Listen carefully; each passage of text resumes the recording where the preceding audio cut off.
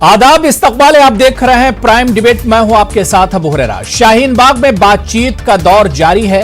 आज शाहीन बाग में मुजाहिरीन और मसालिहतकारों के दरमियान दूसरे दौर की बातचीत हुई। वकील साधना रामचंद्रन ने शाहीन बाग मुजाहिरीन से खिताब करते हुए कहा कि अगर आप इस बात से खौफजदा हैं कि आपके एहतजाज को खत्म कर दिया जाएगा तो आपको घबराने की जरूरत नहीं है, क्योंकि शाहीन बाग खत्म नहीं होने वाला, यह बरकरार है और बरकरार रहेगा। उन्होंने कहा कि ना ही शाहीन बाग का मुजाहरा खत्म होगा और ना ही इससे किसी दूसरी जगह हो रहे मुजाहरों पर कोई फर्क पड़ेगा, लेकिन हमें बहुत संजीदगी के साथ अपनी बात रखने की जरूरत है। तो जाहिर सी बात है कि आज दूसरे दौर की बातचीत हुई है। क्या कुछ मसालिहतकारों ने आज शाहीन बाग में अपनी बात रखी और उस पर शाहीन बाग के जो मुजाहिरीन हैं, शाहीन बाग की जो खवातीन हैं, उनका क्या कुछ कहना है। सबसे पहले हम वो बयान आपको सुनवाई देते हैं।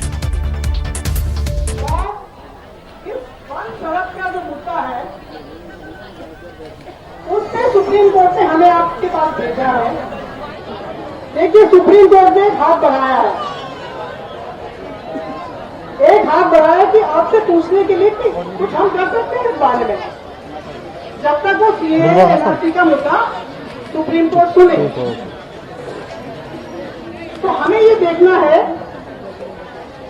संजय भैया और मैं, हम नहीं चाहते कि शाहीन बाग पे आप उठे, बिल्कुल नहीं। शाहीन बाग बरकरार है और रहेगा, बिल्कुल रहेगा।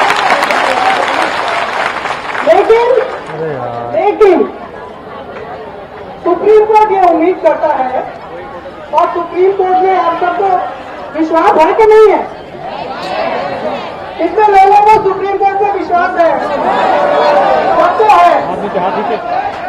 हम कहते हैं शाहीन बाग बरकरार रहेगा, लेकिन अगर हम मिलके शाहीन बाग के इसी एरिया में, इसी सड़क पे, इसी बड़े एरिया में अगर हम एक हल निकालें जिससे आपका आंदोलन भी शाहीन बाग में ही बरकरार रहे, और जो पब्लिक है आप लोग भी रोड यूज कर सके, अगर ये हो सकता है तो।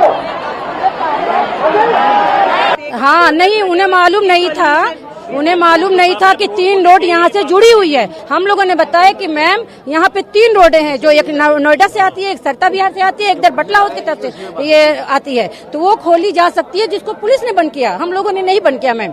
ये हमने बात रखी। फिर मैंने ये कहा कि जब इमरजेंसी लागू हुई थी तो इंदिरा गांधी ने दोनों सदन में ही कानून पास कराया था इमरजेंसी का, लेकिन उसे उन पर जब दबाव पड़ा तो उन्हें वापस लेना पड़ा।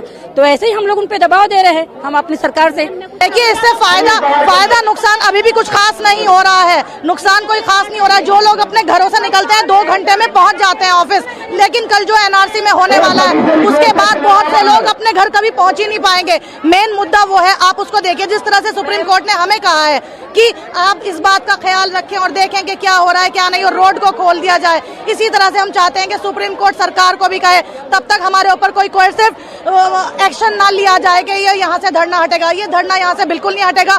ये हमारी होमलैंड है, हमने यहीं से शुरू किया है और हम यहीं बैठे रहेंगे जब तक हमारी बात पूरी नहीं होगी। कैसे बेकानून बात को कैसे हम माने के लिए बेकानून बात बोली है, तब न हम धड़ाक दे उनके उनको जवाब दिया है।